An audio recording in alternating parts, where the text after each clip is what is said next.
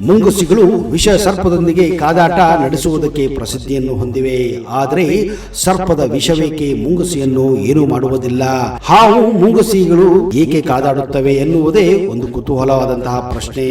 ನಿಜವೇನೆಂದರೆ ಮುಂಗುಸಿಗಳು ತಾವಾಗಿಯೇ ಬಂದು ಹಾವಿನ ಹತ್ತಿರ ಸುಳಿದಾಡುತ್ತವೆ.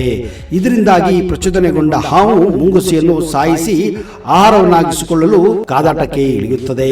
ಆದರೆ ಮುಂಗುಸಿಗಳು ಹಾವಿಗಿಂತಲೂ ಚುರುಕು, ವೇಗವಾಗಿ ಸರಿದಾಡಿ ಹಾವಿನ ಹೊಡೆತದಿಂದ ತಪ್ಪಿಸಿಕೊಳ್ಳುತ್ತವೆ. ಪದೇ ಪದೇ ವಿಷದ ಹೆಡೆಗಳನ್ನ ನೆಲಕ್ಕೆ ಬಡಿದುಕೊಂಡು ಸುಸ್ತಾದ ಹಾವಿನ ಮೇಲೇರುವುದು ಮುಂಗುಸಿಯ ಒಂದು ಆಟವಾಗಿದೆ. ಇದು ಒಂದು ಅವರಿಬ್ಬರ ನಡುವೆ ನಡುವ ಚದುರಂಗದ ಆಟ. ಒಂದೇ ಏಟಿಗೆ ಅದರ ತಲೆಯನ್ನ ಮುಂಗುಸಿ ಛಿದ್ರಗೊಳಿಸುತ್ತದೆ.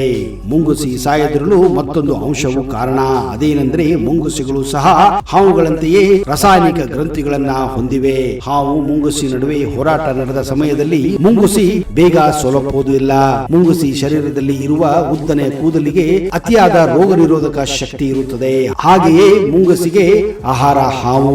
ಹಾಗೂ ಮುಂಗುಸಿ ಮೇಲೆ ಪ್ರಹಾರ ಮಾಡಿ ಕಚ್ಚಿದರೂ ಹಾವಿನ ವಿಷ ಮುಂಗುಸಿ ಶರೀರದಲ್ಲಿ ಹರಡುವುದಿಲ್ಲ. ಅಂತಹ ರೋಗ ನಿರೋಧಕ ಶಕ್ತಿ ಆ ದೇವರು ಮುಂಗುಸಿಗೆ ಕೊಟ್ಟಿದ್ದಾನೆ. ಅಲ್ಲದೆ ಮೈ ಮೇಲಿನ ಚರ್ಮ ದಪ್ಪವಾಗಿರುವ ಕಾರಣ ಹಾವಿನ ಕಡಿತ ಇವುಗಳಿಗೆ ತಾಗುವುದೇ ಇಲ್ಲ. ಇದರಿಂದಾಗಿ ಹಾವಿನ ನರಘಾತುಕ ವಿಷ ಮುಂಗುಸಿಗಳ ಮೇಲೆ ಯಾವುದೇ ಪ್ರಭಾವ ಬೀರುವುದಿಲ್ಲ.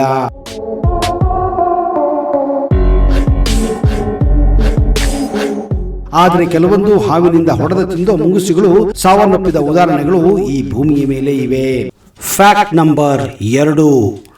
ಹಾವುಗಳು ತಮ್ಮ ನಾಲಿಗೆಯಿಂದ ವಾಸನೆಯನ್ನ ಗ್ರಹಿಸುತ್ತವೆ. ಅವುಗಳ ಸೀಳು ನಾಲಿಗೆ ವಾಸನೆಯನ್ನ ಹೆಚ್ಚು ಚೆನ್ನಾಗಿ ಗ್ರಹಿಸಲು ಸಹಾಯ ಮಾಡುತ್ತದೆ. ಜೊತೆಗೆ ಲೈಂಗಿಕ ಸನ್ನದ್ಧತೆಯನ್ನು ಪರೀಕ್ಷಿಸಲು, ಬೇಟೆಯಾಡಲು ಮತ್ತು ವಿಷಪೂರಿತ ಬೇಟೆಯನ್ನು ಪತ್ತೆ ಹಚ್ಚಲು ಈ ಎಲ್ಲ ಮಾಹಿತಿಯನ್ನು ಹಾವು ತನ್ನ ನಾಲಿಗೆಯ ಮೂಲಕ ಸೆಳೆಯುತ್ತದೆ.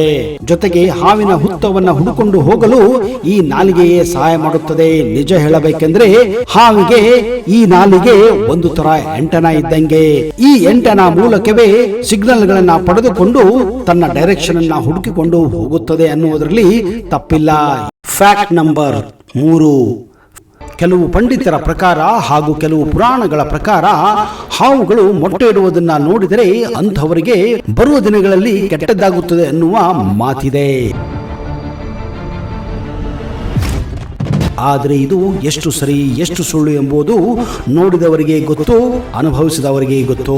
ಆದರೆ ಇವತ್ತಿನ ಈ ವಿಡಿಯೋದಲ್ಲಿ ನಿಮಗೆ ಹಾವಿನ ಬಗ್ಗೆ ಕೆಲವು ಅಚ್ಚರಿಯ ಮಾಹಿತಿಗಳನ್ನ ಕೊಡಕ್ಕೆ ಹೋಗ್ತಾ ಇದ್ದೀನಿ.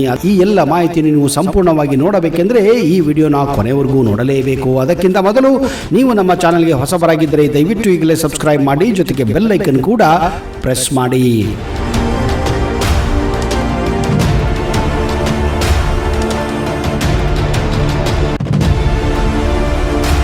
ನಮಸ್ಕಾರ ಸ್ನೇಹಿತರೆ, ಮತ್ತೊಮ್ಮೆ ನಿಮಗೆಲ್ಲ ಆತ್ಮೀಯ ಹಾಗೂ ಅದ್ದೂರಿ ಸ್ವಾಗತ. ಸಾಮಾನ್ಯವಾಗಿ ಹಾವು ಎಂದ ಕೂಡಲೇ ಎಂಥವರ ಕಿವಿಗಳು ನೆಟ್ಟಗಾಗಿ ಬಿಡುತ್ತವೆ. ಅಪಾಯದ ಜೊತೆಗೆ ಕುತೂಹಲ ಅದಕ್ಕೆ ಕಾರಣ. ಹಾವುಗಳು ಮನೆಯ ಸುತ್ತಮುತ್ತ ಕಂಡರೆ ಸಾಕು ಗಾಬರಿ ಬಿದ್ದು ಓಡುತ್ತೇವೆ. ಹಾವುಗಳು ಸುಳಿಯದಂತೆ ಏನು ಮಾಡಬಹುದೆಂದು ನಾವೆಲ್ಲ ಗೂಗಲ್ ಸರ್ಚ್ ಮಾಡುತ್ತೇವೆ. ಬಹುತೇಕ ಹಾವುಗಳು ಮೊಟ್ಟೆ ಹಾಗೂ ಮರಿ ಹಾಕುವ ಸಂದರ್ಭದಲ್ಲಿ ಯಾರಿಗೂ ಕಾಣಿಸದಂತೆ ಕಲ್ಲು ಬಂಡೆ ಪೊದೆಯಲ್ಲಿ ಅಡಗುತ್ತವೆ. ಅಲ್ಲಿ ಸಂತಾನೋತ್ಪತ್ತಿ ಮಾಡುತ್ತವೆ. ಇಲ್ಲಿರುವ ಹಾವುಗಳನ್ನ ಪಟ್ಟೆ ಬೆನ್ನಿನ ಹಾವು ಅಥವಾ ಹೊಟ್ಟೆ ನೀರುಳ್ಳೆ ಎಂದು ಗುರುತಿಸುತ್ತಾರೆ. ಇದು ವಿಷಕಾರಿ ಅಲ್ಲ, ನಿರುಪದ್ರವಿ ಹಾವು. ಈ ರೀತಿಯ ಹಾವುಗಳು ಮೊಟ್ಟೆ ಹಾಕಿದ ಬಳಿಕ ಆ ಸ್ಥಳದಲ್ಲಿ ಇರುವುದೇ ಇಲ್ಲ. ಮೊಟ್ಟೆಗೆ ಕಾವು ಕೂಡ ಕೊಡುವುದಿಲ್ಲ. ಮೊಟ್ಟೆಗಳು 1 ತಿಂಗಳು ಹೆಚ್ಚು ಕಾಲ ಕಳೆದ ಬಳಿಕ ತನ್ನಿಂತಾನೇ ಕಾವು ಪಡೆದುಕೊಂಡು ಮರಿಯಾಗಿ ಹೊರಗೆ ಬರುತ್ತವೆ. ಇಟ್ಟ ಮೊಟ್ಟೆಗೆ ಕಾವು ಕೊಟ್ಟು ಹಾವು ಕಾಪಾಡುತ್ತವೆ ಎಂಬುದು ತಪ್ಪು ಕಲ್ಪನೆ. ಹಾವಿನಿಂದ ಹೊರಬರುವ ಮೊಟ್ಟೆಗೆ ಯಾವ ತೊಂದರೆಯೂ ಆಗುವುದಿಲ್ಲ. ಹುಟ್ಟುವಾಗ ಹಾವು ಸಾಯುವುದು ಕಡಿಮೆ. ಈ ಎಲ್ಲ ನೈಸರ್ಗಿಕ ಪ್ರಕ್ರಿಯೆಯಿಂದ ತಾಯಿ ಹಾವಿಗೆ ತನ್ನ ಮೊಟ್ಟೆ ಹಾಗೂ ಮಗುವಿನೊಂದಿಗೆ ಬಾಂಧವ್ಯ ಬೆಳೆಸುವುದು ಅತ್ಯಂತ ಕಡಿಮೆ. Fact number 4. ಹಿಂದೂ ಧರ್ಮದಲ್ಲಿ ಕೆಲವು ವಿಷಯಗಳನ್ನ ಅಥವಾ ಕೆಲವು ಘಟನೆಗಳನ್ನ ಶುಭವೆಂದು ಹಾಗೂ ಅಶುಭವೆಂದು ಪರಿಗಣಿಸಲಾಗುತ್ತದೆ. ಕೆಲವೊಂದು ವಸ್ತುಗಳನ್ನು ಕೂಡ ನಾವು ಅಶುಭವೆಂದು ನಂಬುತ್ತೇವೆ, ಕೆಲವೊಂದನ್ನ ಶುಭವೆಂದು ನಂಬುತ್ತೇವೆ. ಅವುಗಳಲ್ಲಿ ಹಾವಿನ ಪೊರೆ ಒಂದು. ಹಾವಿನ ಪೊರೆ ಹಿಂದೂ ಧರ್ಮದಲ್ಲಿ ಅತ್ಯಂತ ಮಂಗಳಕರ ಎಂದು ಪರಿಗಣಿಸಲಾಗುತ್ತದೆ. ಇದು ಎಷ್ಟು ಪರಿಣಾಮವಾಗಿರುತ್ತದೆ ಅಂದ್ರೆ ಒಂದು ಮುಖ ರುದ್ರಾಕ್ಷಿ ಹೊಂದಿರುವಂತಹ ಪರಿಣಾಮವನ್ನೇ ಹಾವಿನ ಪೊರೆಗಳು ಕೂಡ ಹೊಂದಿರುತ್ತವೆ. ಅಂತಹ ಅದ್ಭುತವಾದ ವಿಧವಾದ ಪ್ರಯೋಜನಗಳನ್ನು ಒಳಗೊಂಡಿರುವ ಹಾವಿನ ಪೊರೆಯನ್ನು ಮನೆಯಲ್ಲಿ ಇಟ್ಟುಕೊಳ್ಳುವುದರಿಂದ ಸಾಕಷ್ಟು ಪ್ರಯೋಜನಗಳಿವೆ. ಪ್ರತಿಯೊಬ್ಬರು ಹಾವುಗಳನ್ನ ಕಂಡರೆ ಭಯಪಡುತ್ತಾರೆ. ಅಪ್ಪಿತಪ್ಪಿಯೂ ಇವುಗಳನ್ನ ನೋಡಲು ಯಾರು ಇಷ್ಟಪಡುವುದಿಲ್ಲ. ಎಲ್ಲಿಯಾದರೂ ಕಂಡರೆ ಹೆದರಿ ಓಡಿ ಹೋಗುತ್ತಾರೆ. ಕೆಲವೊಮ್ಮೆ ಮಾನವನ ವಾಸಸ್ಥಾನಕ್ಕೆ ಬರುವಂತಹ ಹಾವುಗಳು ಪ್ರಾಣಿ ಹಾನಿಯನ್ನು ಕೂಡ ಮಾಡುತ್ತವೆ. ಆದರೆ ಹಾವುಗಳನ್ನ ದೇವರಂತೆ ನಾವು ಪೂಜಿಸುತ್ತೇವೆ. ಸಾಮಾನ್ಯವಾಗಿ ಹಾವುಗಳು ಬೆಚ್ಚಗಿನ ಮತ್ತು ಗಾಢವಾದ ಸ್ಥಳದಲ್ಲಿ ವಾಸಿಸುತ್ತವೆ. ಇಲಿಗಳನ್ನು ಬೇಟೆಯಾಡಲು ಹಾವುಗಳು ತಮ್ಮ ಬೀಲಗಳಿಂದ ಹೊರಬರುತ್ತವೆ. ನೂರಾರು ಜಾತಿಯ ಹಾವುಗಳು ಈ ಭೂಮಿಯ ಮೇಲಿವೆ. ಅವುಗಳಲ್ಲಿ ಕೆಲವು ವಿಷಕಾರಿ ಮತ್ತು ಕೆಲವು ವಿಷಕಾರಿ ಅಲ್ಲದ ಹಾವುಗಳಿವೆ. ಅವುಗಳಲ್ಲಿ ನಾಗರ ಹಾವಿಗೆ ಹಿಂದೂ ಸಂಪ್ರದಾಯದಲ್ಲಿ ವಿಶೇಷ ಗೌರವ ಹಾಗೂ ಭಕ್ತಿ ಇದೆ. ಹಾವುಗಳು ಸುಮಾರು 6 ತಿಂಗಳಿಗೊಮ್ಮೆ ತಮ್ಮ ಚರ್ಮವನ್ನ ಬದಲಿಸುತ್ತವೆ. ಇದನ್ನ ಸಾಮಾನ್ಯ ಭಾಷೆಯಲ್ಲಿ ಪರಿಬಿಡುವುದು ಅಂತ ಕರೆಯಲಾಗುತ್ತದೆ. ಮರಿ ಹಾವುಗಳು ವರ್ಷಕ್ಕೆ 4 ಬಾರಿ ತಮ್ಮ ಪೊರೆಯನ್ನ ಬಿಟ್ಟರೆ, ದೊಡ್ಡ ಹಾವುಗಳು ವರ್ಷಕ್ಕೆ 2 ಅಥವಾ ಒಮ್ಮೆ ತಮ್ಮ ಪೊರೆಯನ್ನ ಚೆಲ್ಲುತ್ತವೆ.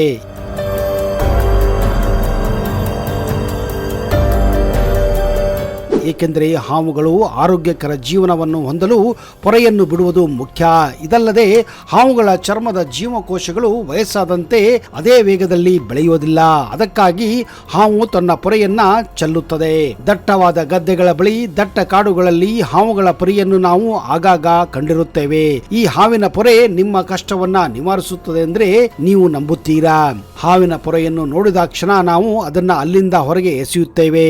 ಇನ್ನು ಕೆಲವರಲ್ಲಿ ಹಾವಿನ ಪೊರೆ ಮನೆಯಲ್ಲಿ ಕಾಣಿಸಿಕೊಂಡರೆ ಏನಾದರೂ ಅಪಾಯ ಎದುರಾಗಬಹುದೆಂದು ಚಿಂತೆ, ಭಯ ಕೂಡ ಹುಟ್ಟುತ್ತದೆ.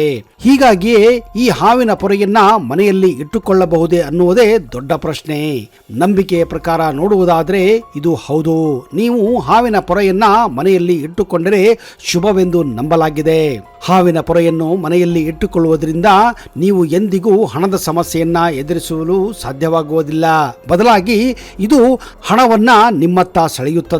ನರದೋಷ ಮತ್ತು ನಿಮ್ಮ ಮೇಲೆ ಯಾರಾದರೂ ಮಾಟ ಮಂತ್ರ ಮಾಡಿದ್ದರೆ ಎನ್ನುವ ಸಂಶಯ ನಿಮಗಿದ್ರೆ ಹಾವಿನ ಪೊರೆಯನ್ನ ಬೆಳ್ಳಿಯ ತಾಯತದಲ್ಲಿ ಹಾಕಿಕೊಂಡು ನೀವು ಕತ್ತಲ್ಲಿ ಹಾಕಿಕೊಳ್ಳಬಹುದು. ಹೀಗೆ ಮಾಡುವುದರಿಂದ ನಿಮಗೆ ನರದೋಷ ಇದ್ದರೂ ಅಥವಾ ಮಾಟ ಮಂತ್ರ ಯಾರಾದರೂ ಮಾಡಿದರೂ ಹಾವಿನ ಪೊರೆ ನಿಮಗೆ ಶ್ರೀರಕ್ಷೆಯಾಗುತ್ತದೆ. ಇನ್ನು ಹಾವಿನ ಪೊರೆಯನ್ನ ಕೆಂಪು ಬಟ್ಟೆಯಲ್ಲಿ ಕಟ್ಟಿ ಶಿವನ ದೇವಸ್ಥಾನದಲ್ಲಿ ಇಟ್ಟು ಬಂದರೆ ನಿಮ್ಮಲ್ಲಿ ಇದ್ದಂತಹ ಕಷ್ಟಗಳೆಲ್ಲ ದೂರವಾಗಿ ಹೆಚ್ಚಿನ ಬೆಳಕು ನಿಮ್ಮ ಬಾಳಲ್ಲಿ ಬರುತ್ತದೆ.